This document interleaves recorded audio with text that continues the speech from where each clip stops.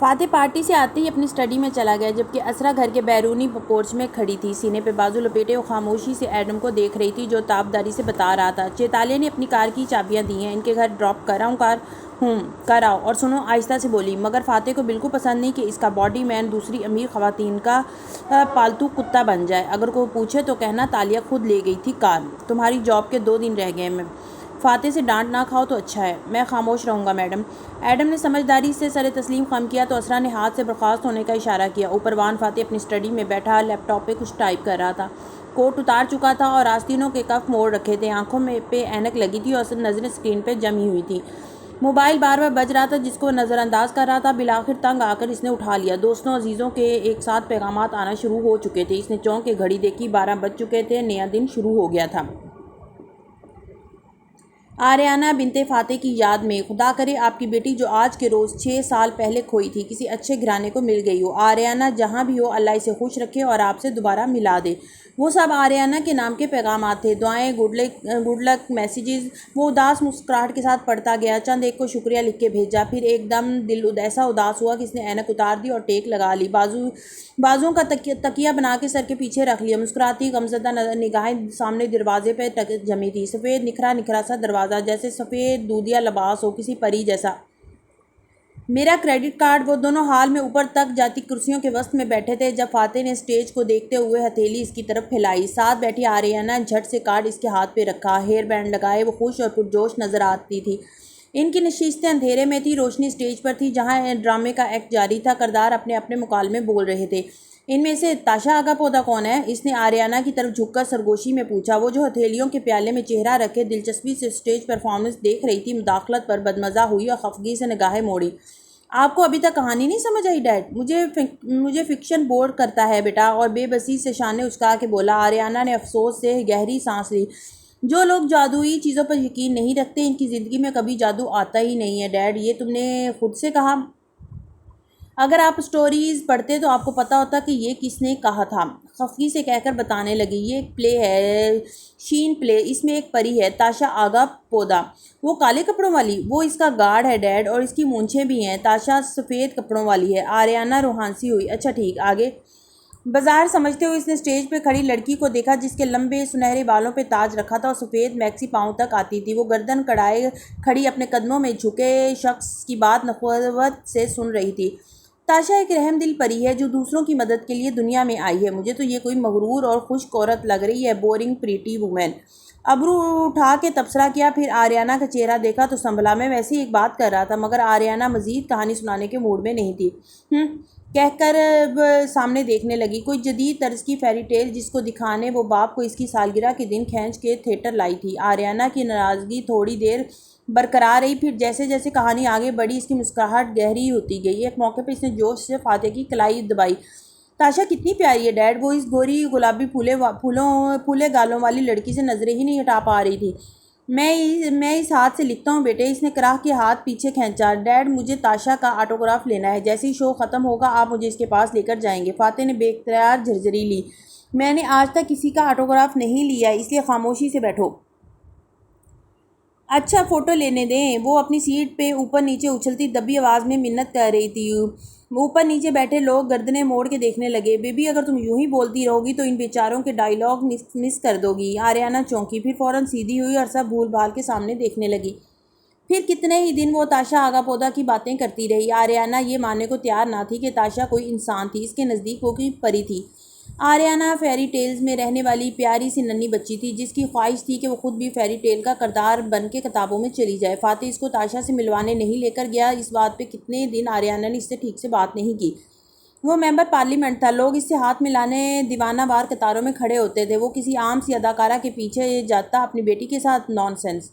مگر آریانہ کا جنون ختم نہیں ہوتا تھا۔ اسرا نے بھی اس سے شکایت کی، پھر اگلے ہفتے وہ اسے دوبارہ تاشا آگا پودا کی نمائش پہ لے گیا، مگر اس دفعہ ڈرامے میں جہاں دوسرے تمام اداکار وہی تھے، تاشا کا کردار کرنے والی لڑکی کوئی اور تھی۔ آریانہ کو مزہ نہیں آیا، وہ واپسی پہ منتظم کو روک کے پوچھنے لگی، پچھلی دفعہ تو تاشا کوئی اور لڑکی بنی تھی، وہ لڑکی کہاں ہے؟ ہماری ایکٹریس میڈم روز کی کار خراب ہو گئی تھی، وہ آ نہیں سکی تھی تو ہم نے جلدی میں ایک ایکسٹرا سے یہ رول کروایا تھا۔ آریانہ مزید اداس ہو گئی۔ تو کیا وہ دوبارہ نہیں آئے گی؟ نہیں، میں تو اس کا نام بھی ٹھیک سے نہیں جانتا، ایک ہی دن آئی اور پھر غائب ہو گئی۔ وہ آریانہ کو وہاں سے لے آیا مگر اس نے سارا راستے فاتح سے بحث کی کہ وہ اصلی تھی۔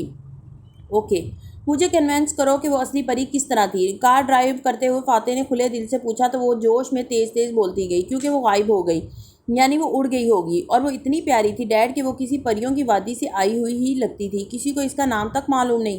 میں پتہ ہے کیا سوچ رہا ہوں، وہ تھوڑی کو دو ناخنوں سے رگڑتے ہوئے بولا۔ اصلی اداکارائیں کبھی پرفارمنس مس نہیں کرتی، لیکن پچھلے ہفتے اصل ایکٹریس نہیں آ سکی کیونکہ اس کی کار خراب ہو گئی تھی۔ عجیب، مجھے لگتا ہے یہ کوئی اداکارہ بننے کی خواہش مند لڑکی تھی جس نے اصل اداکارہ کو کسی مشکل میں پھنسا کے آنے سے روکا ہوا اور خود رول لینے پہنچ گئی۔ آپ کا مطلب ہے وہ پری نہیں، وہ برا مان کے اسے دیکھ رہی تھی۔ میرا خیال ہے وہ کوئی فراڈ تھی جو کسی دوسرے کی جگہ ناجائز طریقے سے ہتھیانے جا رہی تھی۔ آریانہ کا چہرہ سرخ ہو گیا۔ ہر کوئی آپ کے ان پولیٹکس جیسا نہیں ہوتا ڈیڈ۔ وہ منہ پھیلا کے رخ پھیر کے بیٹھ گئی اور فاتح نے گہری سانس لی۔ میں سچ بولوں بیٹا تو تمہیں برا لگتا ہے مگر وہ کوئی پری نہیں تھی، پھر وہ شہزادی تھی، چاہے آپ مانیں یا نہ مانیں۔ چند ہفتوں بعد آریانہ اس کو بھول بھال گئی مگر وہ چہرہ اور وہ نام فاتح کی یادداشت میں فیڈ ہو چکا تھا۔ سنہرے بالوں والی تاشا آگا پودا۔ ایک دفعہ وان فاتح سے کسی کا تعارف ہو جائے اور کسی کا کوئی امپریشن بن جائے تو وہ اسے کبھی نہیں بھولتا تھا، اور جس لمحے اس نے اسرا کی گیلری میں اس لڑکی کو دیکھا تو اسے فوراً پہچان گیا۔ وہ پہلے سے دبلی پتلی اور گروم لگ رہی تھی مگر واللہ یہ وہی تھی۔ پھر اس نے سنا ایڈم نے اس سے بدتمیزی کی ہے۔ ایڈم کا خیال تھا کہ وہ تنگو کامل کے گھر کی نوکرانی کی طرح لگتی تھی۔ یہ بات ایڈم کو کسی نے پوری بولنے نہیں دی مگر فاتح سمجھ گیا تھا کہ وہ کیا کہہ رہا ہے۔ اس نے تنگو کامل کی نوکرانی کو نہیں دیکھا تھا، شاید چند سیکنڈ کے لیے کوئی نوکرانی اندر آئی تھی مگر اس کے کندھے کے پیچھے سر جھکائے کھڑی رہی تھی۔ وہ ایڈم کی حوصلہ افزائی نہیں کرنا چاہتا تھا، نہ ہی اسرا نے وہ نوکرانی دیکھی، مگر اس کے دل میں موجود اس لڑکی کے لیے لکھا فراڈ کا لفظ مزید گہرا نقش ہو گیا۔ کچھ غلط تھا اس لڑکی میں، کچھ پراسرار، کچھ جھوٹا، کچھ اچھوتا۔ وہ پری ہے ڈیڈ یا پھر کوئی شہزادی، آپ مانیں یا نہ مانیں۔ آریانہ چپکے سے کان میں بولی تو وہ سوگواریت سے مسکرایا۔ ماضی غائب ہو گیا اور وہ اپنی اسٹڈی میں تنہا بیٹھا تھا۔ موبائل پہ آریانہ کے لیے پیغامات ہنوز آ رہے تھے اور اس نے پھر سے اینک لگائی اور ان کو پڑھنے لگا۔ اشر محمود کے اونچے قلعے کے لان میں کیٹرنگ والے چیزیں سمیٹ رہے تھے، صفائی جاری تھی۔ قلعے کے اندر آؤ تو گول لاؤنج میں وہ صوفے پہ بیٹھا تھا، ٹانگیں کینچی کی صورت میں میز پہ رکھی تھی اور ٹائی ڈھیلی کر رکھی تھی۔ ہاتھ میں موبائل تھا جس پہ وہ فاتح کو پیغام لکھ رہا تھا۔ آریانہ کو اللہ آپ سے دوبارہ ملا دے، آمین۔ پیغام جانے کے بعد چند لمحے بعد ہی جواب موصول ہوا۔ شکریہ ایش۔ اشر نے موبائل پرے ڈالا اور وہ گردن اٹھا کے اوپر جگر جگر کرتا فانوس دیکھنے لگا۔ اس کے لبوں پہ مسکراہٹ تھی۔ باپا کاش آپ یہ دن دیکھنے کے لیے زندہ ہوتے۔ وہ تلخی سے بڑبڑایا تھا۔ فانوس کی اس روشنی سارے لاؤنج کو روشن کیے ہوئے تھی۔ اونچی دیواروں پہ خوبصورت بڑی بڑی سی پینٹنگز آویزاں تھیں، قیمتی لمبے صوفے، مخملی نفیس پردے، اس سارے عشرت قدر میں وہ تنہا صوفے پہ نیند دراز بیٹھا تھا۔ کبھی اس طرح اس کے بابا بیٹھا کرتے تھے۔ اس نے آنکھیں بند کی تو چھم سے سارا منظر سامنے آ گیا۔ وہ سامنے والے صوفے پہ بیٹھا تھا، قدرے بے چین اور غیر آرام دہ، اور ایک چینی نقوش اور صاف رنگت والے صاحب بڑے صوفے کی پشت پہ بازو پھیلائے بیٹھے تھے۔ ان کے چہرے پہ برہمی تھی۔ کب تک تم فاتح کے غلام بنے رہو گے؟ میں ان کا غلام نہیں ہوں بابا، وہ برا مان کے بولا۔ میں ان کا کمپین مینیجر اور پولیٹیکل سیکرٹری ہوں۔ میں ان کو الیکشن جتوانا چاہتا ہوں تاکہ… اور کب تک تم یہ سب کر سکو گے ایش؟ وہ ناگواری سے کہہ رہے تھے، تمہارا اپنا بزنس ہے، اس کو تمہارا وقت چاہیے، تمہاری اپنی ایک زندگی ہے، کل کو شادی کرو گے، کیا تب بھی فاتح کے پیچھے پیچھے ڈائری لیے پھرتے رہو گے؟ آبنگ ایک کاز کے لے کر نکلا ہے اور میں ملائیشیا کے لیے۔ تمہارا آبنگ بادشاہ آدمی ہے، بے نیاز و بے فکر، اسے کوئی فرق نہیں پڑتا اگر تم اس کے لیے اپنے کئی سال لگا دو، وہ تب بھی اقتدار میں آ کے تمہارے لیے کچھ نہیں کرے گا۔ ایش میرے بیٹے، تمہیں اس شخص سے کوئی بدلہ نہیں ملے گا۔ ان کی آواز دھیمی ہوئی، آنکھوں میں اس کے لیے ہمدردی و فکرمندی تھی۔ اشر کا دل دکھنے لگا۔ میں صرف ملائیشیا کے لوگوں کے لیے یہ کر رہا ہوں ڈیڈ، مجھے اپنے ملک سے بہت محبت ہے۔ تم ملائیشیا کو ایک ایسے شخص کے ہاتھوں میں دینا چاہتے ہو جو اتنے برس باہر رہا ہے، اسے ہم سے زیادہ ملائیشیا سے محبت نہیں ہے ایش۔ میں آبنگ کو نہیں چھوڑ سکتا، بارسن نیشنل میری زندگی ہے۔ وہ تڑپ اٹھا۔ میں ہمیشہ بارسن نیشنل کا صدر بننا چاہتا تھا، ایک کمپین مینیجر کی طرح، ایک پولیٹیکل سیکرٹری کی طرح، یا کسی بڑے درندے کی طرح۔ اشر چونکا۔ بڑا درندہ؟ اگر تمہیں اس گندے سمندر میں رہنا ہے تو رہو، شوق سے رہو، لیکن مچھلی بن کے رہنا ہے یا مگرمچھ بن کے، اس کا فیصلہ تمہیں ابھی کرنا ہوگا۔ تم فاتح سے کم نہیں ہو، تم نے اس کی پچھلی کمپین بھی چلائی اور اب وہ دوسری دفعہ ممبر پارلیمنٹ منتخب ہونے جا رہا ہے۔ 5 سال بعد وہ وزیر اعظم بننے کا سوچے گا اور تم کہاں ہوگے؟ اس کے پیچھے ڈائری اٹھا کے گھوم رہے ہوگے کیا؟ آپ کیا چاہتے ہیں؟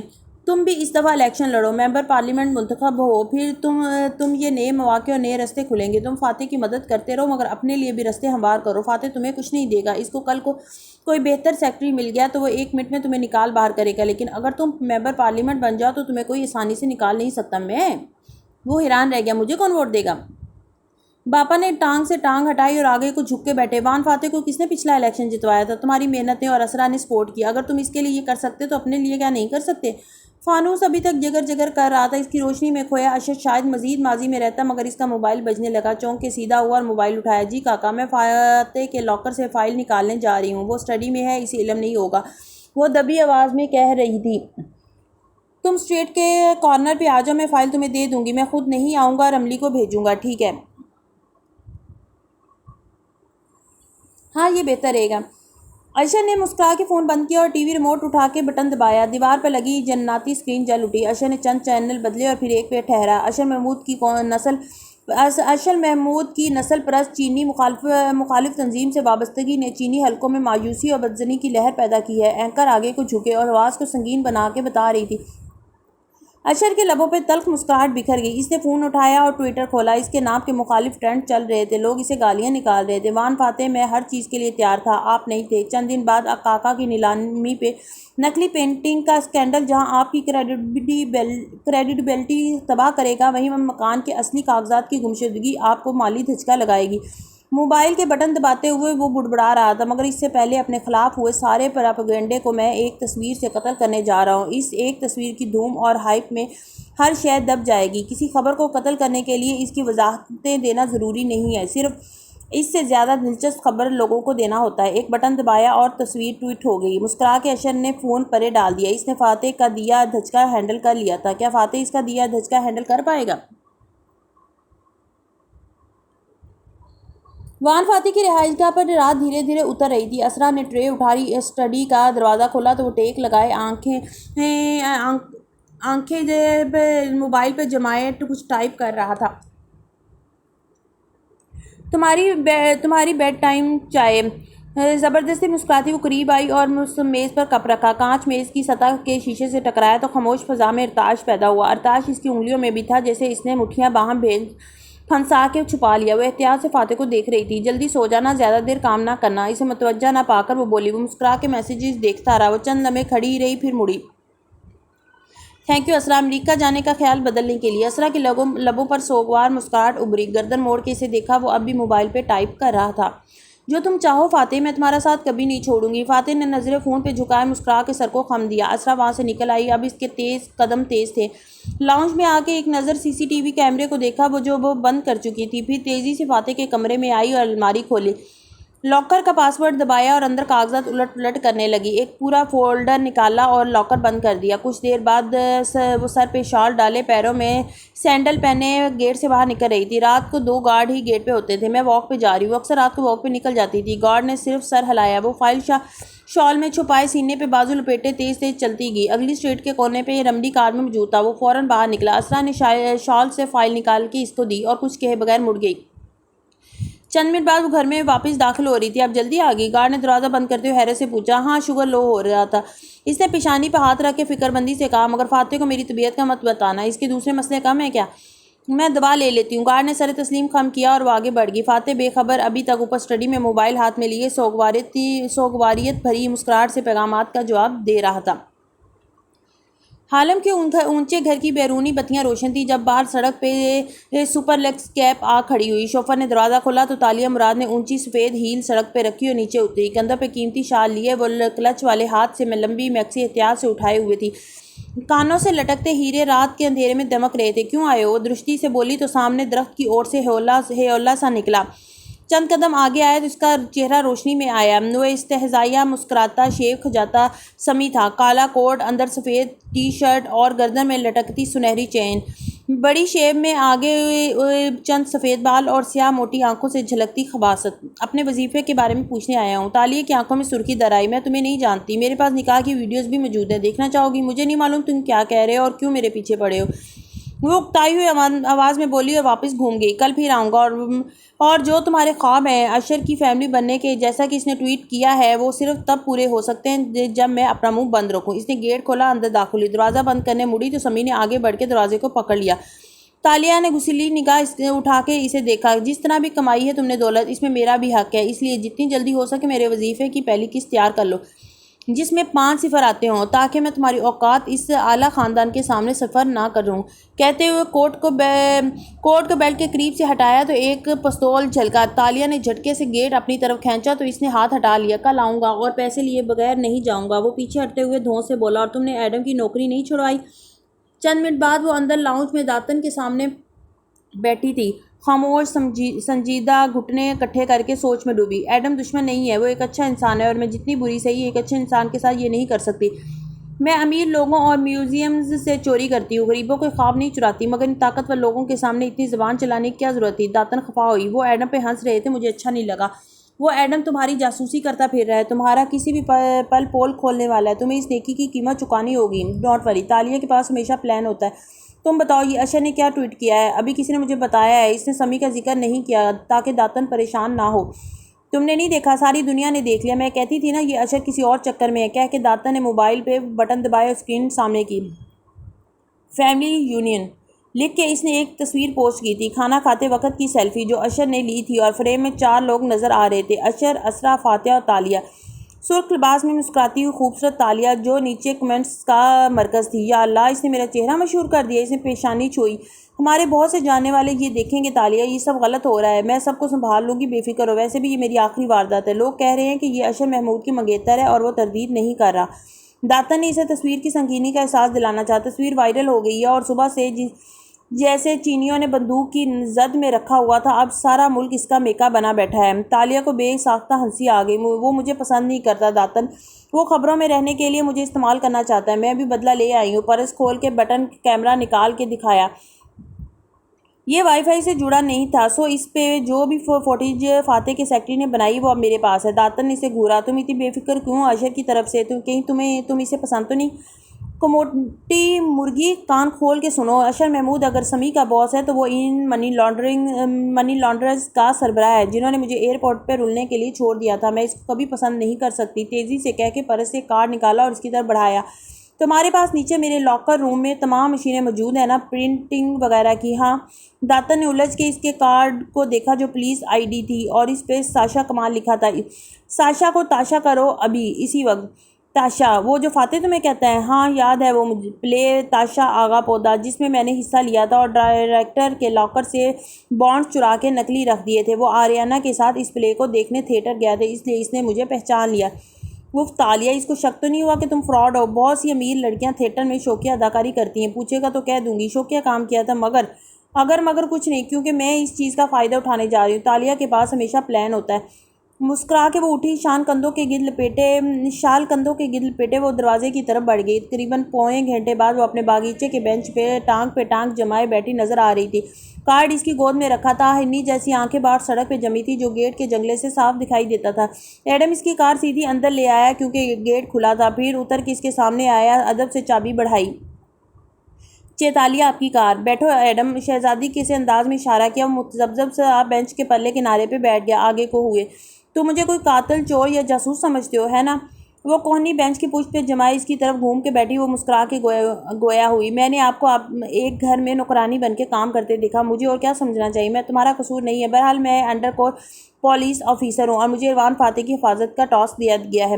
اعتماد سے گردن کڑائے وہ بولی تو ایڈم نے چونک کے اسے دیکھا۔ واقعی وہ ٹھٹکا، مگر میں کیسے مان لوں؟ تم وان فاتح سے پوچھ سکتے ہو سکتا ہے وہ تمہیں سچ بتا دیں، ہو سکتا ہے وہ تم پہ اتنا اعتماد نہ کریں، لیکن کیا تم نے نوٹ نہیں کیا کہ وہ مجھے تاشا کہتے ہیں؟ جی میں نے نوٹ کیا ہے، وہ چونکا۔ تاشا کمال، رائل ملیشیا پولیس۔ اس نے شان بے نیازی سے کارڈ 2 انگلیوں میں پکڑ کے اس کی طرف بڑھایا۔ ایڈم نے اسے تھاما، الٹ پلٹ کے دیکھا، پھر ذرا پیچھے ہو کے بیٹھا۔ تنے صاحب ڈھیلے پڑے، وہ سوچ میں پڑ گیا تھا۔ یعنی باس جانتے ہیں آپ کو؟ آف کورس وہ جانتے ہیں، میری جاب ہی ان کے قریب موجود لوگوں پہ نظر رکھنا ہے، کیونکہ ان میں سے بہت سے لوگ وان فاتح کے ساتھ مخلص نہیں ہیں۔ ایڈم نے گہری سانس لی۔ میں جانتا ہوں، تو یقیناً تم جانتے ہوگے کہ پچھلے ماہ لنکاوی جزیرے پہ کیا ہوا تھا اور 3 ماہ قبل سنگاپور میں کس طرح وان فاتح کو دھمکانے کی کوشش کی گئی تھی۔ ایڈم چونکا نہیں۔ کیا ہوا تھا؟ تالیہ نے اوہ میں لب سکیڑے۔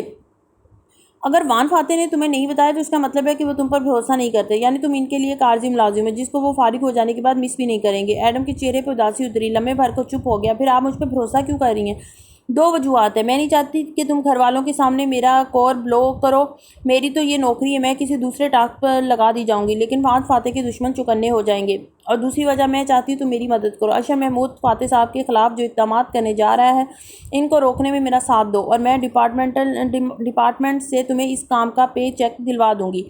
اس کی ضرورت نہیں ہے، میں وان فاتح کے لیے سب کچھ کر سکتا ہوں۔ دیکھو ایڈم، وہ سمجھانے والے انداز میں بولی، پولیس میں جب ہم سے اوپر والے ہمیں تنخواہ یا بونس دیتے ہیں تو اپنی جیب سے نہیں دیتے، قومی خزانے سے دیتے ہیں، اور اس پہ ہمارا حق ہوتا ہے۔ تم کیوں آرام سے ملنے والے یہ 30-40 ہزار ٹھکراؤ گے؟ 30-40 ہزار؟ ایڈم محمد کی آنکھیں کھل گئیں۔ 7-8 لاکھ پاکستانی روپے! جتنا بڑا آدمی اتنی زیادہ بونس! لیکن یہ صرف اس صورت میں ممکن ہے جب ہم اشرف محمود کو پکڑ بھی لیں، اور ہاں، مجھے اس کے لیے تمہاری فائل اوپر بھیجنی پڑے گی۔ ضروری نہیں ہے کہ وہ اپروو بھی ہو جائے، مگر میں تمہاری سفارش کروں گی۔ مگر آپ کیوں کریں گی میری سفارش؟ تالیہ مسکرائی، کیونکہ ایک دن تم دنیا کے سارے بادشاہوں حکمرانوں سے زیادہ طاقتور بن جاؤ گے، میں نہیں چاہتی تب تم مجھے بھول جاؤ۔ ایڈم جھیم کیا، وہ تو بس ماں کو لگتا ہے کہ خفت سے سر جھٹکا۔ خیر، اب ہو سکتا ہے کہ تمہیں میری باتوں پر یقین نہ آئے، تم مجھ پہ شک کرو کہ شاید میں واقعی کوئی چور یا قاتل وغیرہ، تو ٹھیک ہے، یہ تمہارا حق ہے۔ اب آگے تم چاہو تو وان فاتح سے پوچھ لو میرے بارے میں، مجھے نہیں معلوم وہ تم پر کتنا بھروسہ کرتے ہیں، لیکن اپنی تسلی کے لیے تم اس کی ضرورت نہیں ہے، مجھے آپ کی بات پہ بھروسہ ہے۔ وہ گہری سانس لے کے سنجیدگی سے بولا، اور میں وان فاتح کے لیے سب کر سکتا ہوں، لیکن اس نے اعتراف کیا، مجھے واقعی پیسے بھی چاہیے۔ آپ بتائیں مجھے کیا کرنا ہوگا؟ اتنی جلدی نہیں بتا سکتی، کیونکہ مجھے بھی تو دیکھنا ہے کہ میں تم پر بھروسہ کر سکتی ہوں یا نہیں۔ ایڈم کے کندھے ڈھیلے پڑے۔ اوکے، یعنی آپ مجھ پر نظر رکھیں گی، ٹھیک ہے، جب آپ مناسب سمجھے مجھے بتا دیجیے گا۔ میری جاب کا کل 10واں اور پرسوں 11واں دن ہے، پرسوں میری جاب ختم ہو جائے گی۔ تالیہ اٹھ کھڑی ہوئی تو وہ بھی ساتھ ہی اٹھا۔ جتنا اس کے انداز میں روب تھا اتنا ایڈم مودب نظر آتا تھا۔ وان فاتح سے میں بات کر لوں گی، تمہارے 11 دن ابھی ختم نہیں ہوں گے ایڈم۔ اوکے۔ ایڈم نے سر کو خم دیا اور مسکرایا، پھر اجازت چاہیے، دفتر رکا۔ تم کچھ پوچھنا چاہتے ہو؟ مجھے اپنی منگیتر کو تذبذب سے الفاظ ادا کیے۔ تحفہ دینا ہے، کیا دینا چاہیے؟ اگر وہ اس کی ڈھال نہ بنی ہوتی تو وہ نہ کہہ پاتا، مگر اس ایک واقعے نے ایڈم کا دل سے اس طرح صاف کر دیا تھا۔ وہ اب بھی وہ اتنے سادہ سے انداز میں سب بتائے دے رہی تھی کہ اسے اعتبار آ ہی گیا۔ تم کیا دینا چاہتے ہو؟ کوئی سونے کا زیور وغیرہ جیسے کہ مسز اسرا نے کہا تھا، یا کوئی پرس، کپڑے؟ وہ کنفیوز نظر آتا تھا۔ تحفے کی قیمت نہیں ہوتی ایڈم، وقت ہوتی ہے۔ تم اس سے پوچھو کہ اس کو اس کے بابا نے کیا تحفہ دیا تھا ان اولین سالگرہوں میں جو اس کو یاد ہے۔ تم بچپن کے اس تحفے کو کسی نئی شکل میں دے دو، کوئی قدیم شے جو اس کی خوشگوار یا ماضی کی یاد میں مستقبل میں بھی دلاتی ہے۔ باپ کا تحفہ لڑکیوں کو بہت عزیز ہوتا ہے۔ ایڈم بالکل ٹھہر گیا، دل و دماغ جیسے منور ہو گیا، آہستہ سے سر ہلایا۔ Thank you چیتالیہ۔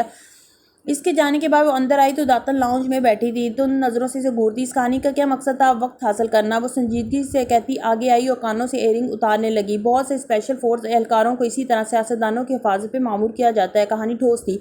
اگر اس نے فاتح سے پوچھ لیا تو ظاہر ہے وہ پوچھے گا، لیکن فوراً نہیں۔ میں نے اس کے ذہن میں یہ تاثر ڈالا ہے کہ فاتح کے لیے وہ اجنبی ہے۔ وہ کچھ عرصہ اس بات پہ غور کرے گا، اور مجھے اتنا ہی وقت چاہیے، ایک یا 2 دن۔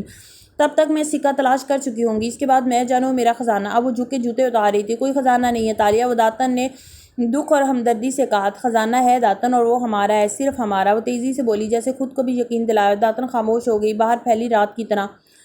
صبح صادق کی پہلی کرن کوالمپور پہ پڑی تو جامنی اندھیرے پہ ڈوبی اونچی عمارتیں مدھم مدھم سی روشنی دکھائی دینے لگی۔ اسرا محمود اپنے نرم گرم بستر میں سے اے سی کی ٹھنڈک بھرے کمرے میں لحاف تانے سو رہی تھی جب زور سے دروازہ کھلا۔ اسرا! فاتح کی آواز اور اس کا تیزی سے بتی جلانا۔ اسرا کی آنکھیں فوراً کھولیں تیز روشنی میں۔ پہلے تو اس نے آنکھیں چندھا لی، پھر پلکیں جھپکی۔ بصارت واضح ہوئی، سامنے فاتح کھڑا تھا، ٹراؤزر پہ ٹی شرٹ پہنے، اس کے ابرو بھنچے ہوئے تھے اور چہرے پہ پریشانی تھی۔ اسرا، تم نے میرا لاکر کھولا ہے کیا؟ نہیں، کیوں، کیا ہوا؟ وہ بال سمیٹتی آنکھیں ملتی اٹھ بیٹھی۔ ملاقہ والے گھر کی ساری فائلز کل صبح تک اس میں تھیں، اب نہیں ہیں۔ تم نے اچھی طرح دیکھا فاتح؟ کیا معلوم تم نے کہیں اور رکھنی ہو۔ وہ بستر سے اتری اور سلیپرز پہنے۔ نہیں، مجھے یاد ہے، اور میرا پاسورڈ بھی کسی کو معلوم نہیں سوائے مجھے اور تمہارے۔ تمہارا پاسورڈ بھی تو آریانہ کی برتھ ڈے ہے، آسانی سے کوئی بھی گیس کر سکتا ہے۔ میں ملازموں سے پوچھتی ہوں۔ اس نے بالوں کو پونی میں باندھا اور شال اٹھا کے کندھوں کے گرد لپیٹتی۔ تم فکر نہ کرو، مل جائے گی۔ کیسے فکر نہ کروں؟ اس فولڈر میں گھر کے اصلی کاغذات ہی نہیں، اس کے تاریخی ہونے کی مصدقہ دستاویزات بھی ہیں۔ مہینے لگ جائیں گے مجھے دوبارہ بنوانے میں۔ وہ دبی آواز میں بظاہر آرام سے کہہ رہا تھا، مگر اس کی آنکھوں سے پریشانی جھلک رہی تھی، اور گردن کے پیچھے ہاتھ رکھا وہ بے حد پریشان تھا۔ تم نے ٹھیک سے دیکھا نہیں ہوگا، میں ڈھونڈ دیتی ہوں۔ ویسے بھی ملازموں میں سے کوئی ایسے نہیں کرے گا۔ ایڈم تو ہمارے ساتھ کل پارٹی میں تھا، اور دوسری میڈ بھی شام کو گھر میں کوئی نہیں ہوتا، بلکہ تالیہ بھی کار لینے آئی تو کہہ رہی تھی کہ اسے چابی لاؤنج میں ڈھونڈنے کے لیے کافی تردد کرنی پڑی، مگر میڈز نہیں تھی۔ وہ اس کے ساتھ باہر آتے ہوئے بتا رہی تھی اور فاتح رامزل ایک دم چونک کے اسے دیکھنے لگا۔ کون؟ وہ تالیہ ادھر کیوں آئی تھی ہماری غیر موجودگی میں؟ اس کی کار یہاں کھڑی تھی فاتح، پھر مجھے اس کو اشر کی وجہ سے برداشت کرنا پڑتا ہے۔ وہ تاکہ کہتی اس کے کمرے میں داخل ہوئی، لاکر سامنے کھلا پڑا تھا اور کاغذات بیڈ پہ رکھے تھے۔ اسرا سلیقے سے چیزیں ترتیب دینے لگی، اور تمہیں اتنی اچانک ملاقہ والے کاغذوں کی کیا ضرورت پڑ گئی تھی؟ مگر وہ بالکل صاف چوکھٹ پہ کھڑا تھا، ذہن ایک جگہ ٹھہر گیا تھا۔ وہ لڑکی صبح وہ میری اسٹڈی میں تھی، پھر وہ پیچھے ہمارے گھر میں پھرتی رہی، اور آج میری فائل غائب ہو گئی۔ اس کی رنگت سرخ پڑنے لگی، فائلیں الٹ پلٹ کرتی اسرا نے چونک کے سر اٹھایا۔ او ہو فاتح، مل جائے گی فائل؟ پھر تالیہ ایسا کیوں کرے گی؟ وہ تو اشر، اس کو تم سے متعارف کس نے کروایا تھا وہاں؟ ہم کیسے جانتے ہیں اس لڑکی کو؟ اس نے تیزی سے سوال کیا، جو اسرا کے لیے غیر متوقع تھا، مگر وہ محمود بن عزیزی کی بیٹی تھی۔ اس کے ذہن نے فوراً سے جمع تفریق کی اور بہترین جواب سوچ لیا۔ اشر نے، وہ اس سے شاید پہلے سے واقف تھا، شاید وہ دونوں شادی کرنا چاہتے ہیں اور یہ ان دونوں کا کام ہے۔ وہ کسی نتیجے پہ پہنچ چکا تھا، میں سمجھی نہیں، پھر جیسے سمجھ آیا تو ایک دم حیران نظر آئی۔ یا اللہ فاتح، اشر ایسا کیوں کرے گا؟ فاتح نے گہری سانس لی اور بہت سارا غصہ اندر دبایا۔ میں تمہارے بھائی کے بارے میں کوئی تبصرہ اس وقت نہیں کرنا چاہتا، مجھے بتاؤ وہ لڑکی کہاں رہتی ہے؟ یہ تو اشر کو پتا ہوگا، مگر وہ ابھی میرا پورٹریٹ مکمل کرنے آئے گی، آج دوسری اور آخری سٹنگ ہے نا، لیکن تم وہ آئے تو اس کو میرے پاس بھیجنا۔ تمہارے بھائی نے اسے بہت آسمان پہ چڑھا رکھا ہے اور مجھے لوگوں کو زمین پہ اتارنا اچھی طرح آتا ہے۔ فاتح، تم اس کو کیا کہو گے؟ اگر اشر کو پتہ چلا تو؟ وہ ہراساں سی کہنے لگی تو اس نے قطعیت سے ہاتھ اٹھا کے روکا۔ وان فاتح کے گھر میں چوری کرنے سے پہلے اس لڑکی کو اندازہ ہونا چاہیے تھا کہ فاتح کو دنیا میں سب سے زیادہ نفرت چوروں سے ہے۔ اس نے میرا کتنا نقصان کر دیا، کوئی سوچ بھی نہیں سکتا۔ جیسی آئے اس کو میرے پاس بھیجو۔ برہمی سے کہتے ہوئے آگے بڑھ گیا۔ اس کے جاتی اسرا کے تاثرات بدلے، خوف، ہراسیت، پریشانی سب غائب تھا، اور اس نے اطمینان سے گہری سانس لی۔ فاتح نے جلد ابدی جان ہی لینا تھا کہ یہ اشر کا کام ہے، مگر اشر کی مدد کا الزام وہ کس کو دیتا ہے؟ یہ اسرا کے نزدیک زیادہ اہم تھا۔ اپنے بچوں، اپنے شوہر کو اس جنون سے بچانے کے لیے وہ ہر جنگ اور ہر محبت میں ہر جائز اور ناجائز کام کر سکتی تھی۔ کوئی گہری سانس لے کر وہ مسکرائی اور کھڑکی کو دیکھا، جہاں ایک نئی صبح طلوع ہو رہی تھی، اور حالم کی رہائش گاہ میں بیڈ پہ بے خبر سوئی تالیہ کی آنکھ ایک جھٹکے سے کھلی تھی۔ چند لمحے قبل اس کو حواسوں میں آنے میں لگے، پھر وہ ایک دم اٹھ بیٹھی۔ اس نے ابھی خواب میں جو منظر دیکھا تھا وہ اس کے اندر کے خون کو جوش دلانے اور رونگٹے کھڑے کرنے کے لیے کافی تھا۔ خزانہ واقعی ہے۔ اس کے ہونٹوں کے کنارے مسکراہٹ میں ڈھلنے لگے اور چہرے پہ خوشگوار بے چینی در آئی۔ اور جو جگہ میں نے ابھی دیکھی ہے تو یہاں دفن ہے وہ خزانہ؟ بے یقینی اور خوشی سے اس نے منہ پہ ہاتھ رکھ لیا۔ میں جانتی ہوں خزانہ کہاں دفن ہے، صرف میں جانتی ہوں۔ تیزی سے سلیپر پہنے اور باہر کو بھاگتی دکھائی دی۔